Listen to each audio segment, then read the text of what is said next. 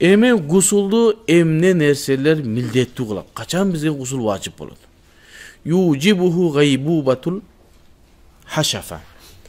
Эми илим бул таксырлары бир көп анча-мынча нерсе айтканга туура келет, а? Бизде уста кесер дейбиз. Адам эркектин мүчөсүндө уста кесер деп коебуз. Ошол жер эле аялдын жыныстык мүчөсүнө кирип көрүнбөй эле калса, мынча эле кирсе, баш эле болду эмне? Гусул вачип болот, милдет. Эма фи кубулин ау дубирин. Эма аялдын артка авретине болсун, алдыңкы авретине болсун, бирдей. Бул деген нерсе артка авретке да ушундай жакындык кылса деген болот деген маселе эмес. Бир айбан ушундай кылса, ага эмне дейбиз? Гусул вачип болду дейбиз. Негизи аны кылбаш керек, а? Арам. Алал фаили вал маф'улу бихи. Кылган адамга да гусул вачип болот, кылдырганга да, эркекке да, аялга да вачип болот деген маселе.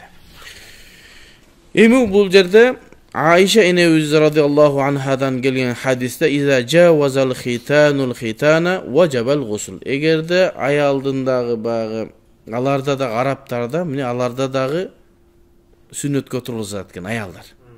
Эркектер да отуруп, биз эркектер отурган, аялдар отурулбайт, да? Арабтарда ошондой экен. Эми ошол эки хитананы жана уста кесерлер бириккен болсо, ваджабал гусул. Аны гусул не милдеттүү болду дейт. Буну имам Тирмизи рахматуллахи алейхи өзүнүн Жамия китебинде чыгарып, буну хасанун сахихун. Бул хадис эң жогорку даражадагы сахих деп баяндады. Эми бир мисал.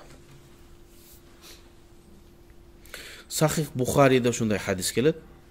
Ал хадисте эгер бир адам аялы менен жакындык кылса, уруктук түшпөсө, эми баштаганда эле бир иш чыгып кетип кете турган болуп калса, эмне дейт?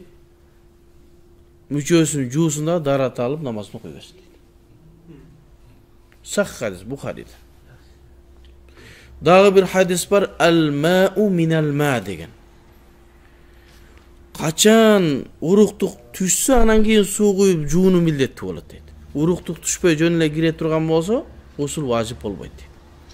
Эми фиг окубастан хадисти Бухариден алып окуйм десе, анан ошо жерде сен пыштың да.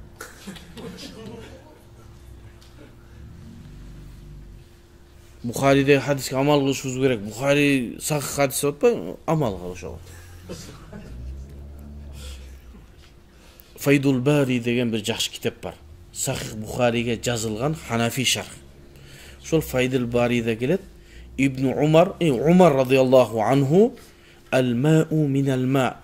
Судан суу важип болот. Башкача айтканда, уруктук түшкөн болсо жакындык кылып, андан кийин гусул важип болот деген хадиске амал кылбагыла деп буйрук чыгарган экен. Сахих болсо да амал кылбагыла. Бул не өкүмү кеткен хадис. Өкүмү кеткен хадис.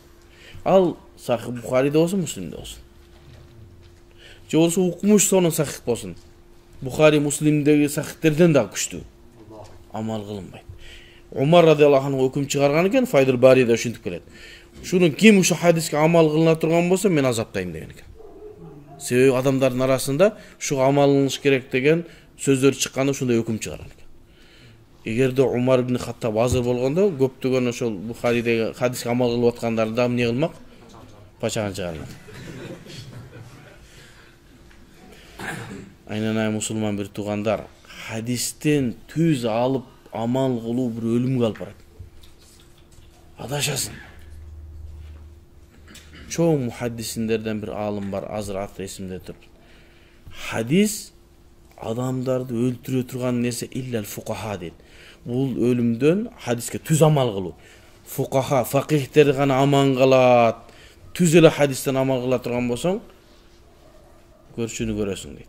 Себеби хадисте ар кандай хадистер бар. Топтолуп калган. Исламдын башындагы хадистер бар, мутлак, мукайят, айтып эле келебиз. Муну ошол мына мыякта Айша энебиздин хадиси жанагы уруктук чыкпаса мүчөнү жууп эле дарат алып деген хадистин өкүмүн кетирген.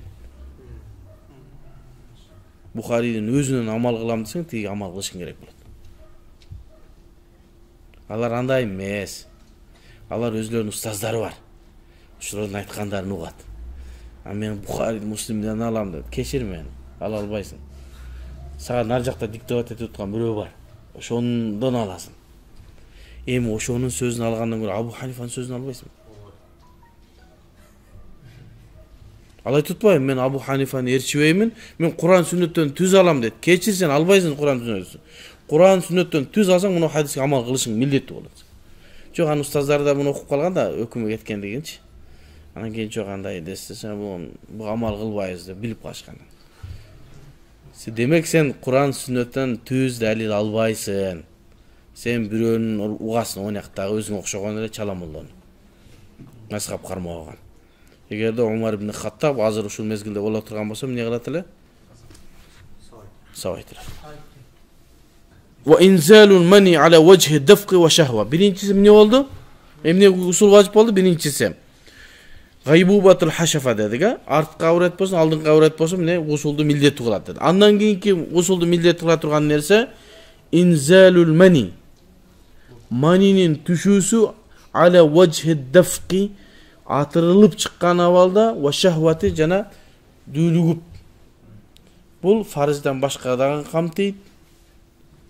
Мисалы үчүн түшүркөптүрүп чыкты, же болбосо атайлап бир нерсе кылып чыгарды, ошондо амал кылынат. Ал эми аял менен жакындык кылганда киргендер болду. Не болду? Милдеттүү болду. Демек, андан кийинки усулду милдеттүү кыла турган нерсе инзалул мани. Мани деген нерсе уруктук. Бизде эки нерсе бар. Мани, ал-мази, ал-вади деген бар. Мани бул уруктук. Мази бул жөн эле чыккан ак суюктук болот дейт. Аялдар менен өшүп жытташканда чыга турган нерсе. Андан кийин кээ-бирки зара кылгандан кийин чыга турган дейт. Алар эмне? Эко даратты бузса, бирөө гусулду милдеттүү кылат. Бул жерде инзалул мани деп уруктук жөнүндө айтылып атат. Беркөөгө чыга турган болсо, алар даратты бузат. Эми эмне себептен атырылып чыккан болсун, жана шахват менен кызыгуу жана дүүлүгүү менен чыккан болсун. Андай болбой чыга турган болсо, гусул милдеттүү болбойт. Мисалы үчүн бир эркекти келип туруп, бир жерде азаптап аркасына катуу урса, маниси чыкты.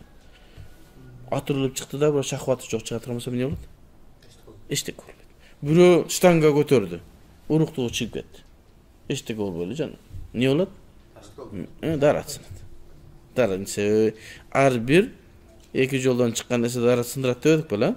Демек, ал даратты гана милдеттүү кылат. Сөзсүз түрдө атырылып, анан шахват менен чыккан мезгилде гана эмне болот? Гусул кылуу милдеттүү болот. Андан кийинки гусулду милдеттүү кыла турган нерсе инқитаъл хайд ва нифас. Бир аял ошол Аллах Таала жазган айзы токтогон мезгилде, же болбосо төрөттөн кийинки келген кан токтогон мезгилде аларга гусул алуу милдеттүү болот. Себеби гусул алып туруп дароо намазын башташы керек. Орозо болсо, орозосун башташ керек болот. Андан кийинки гусулду важип кыла турган нерсе ва ман истайқаза. Бир адам уйкудан турган болсо, фа важада фи сиябихи маниян. Кийиминде маниди таптыр. Ау мазиян. Же болсо мазиди таптыр.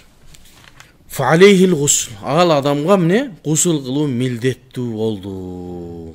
Бир адам уктап турса, уруктукту ачыктан ачык көрүптүр, эстей албайт. Не болот? Милдеттүү түрдө гусул болот. Ау мазиян. Же болсо мази көрүптүр. Уруктук эмес, бир аз уруктук ак, жанагындай коюу боло турган болсо, мази бир аз тунугураак болот. Фа алейхил гусл. Эмне себептен экөөнө тең десе, себеби маниде сөз жок. Ал мази эмне болду десе, мүмкүн ал уктап жатканда бир аз дененин табуу менен бир аз неме болуп кеткен болушу мүмкүн, суюлупчу. Аны билбей калабыз, ошон үчүн мазиге этияттан эмне кылыш керек? Гусул кылыш милдеттүү болот экен.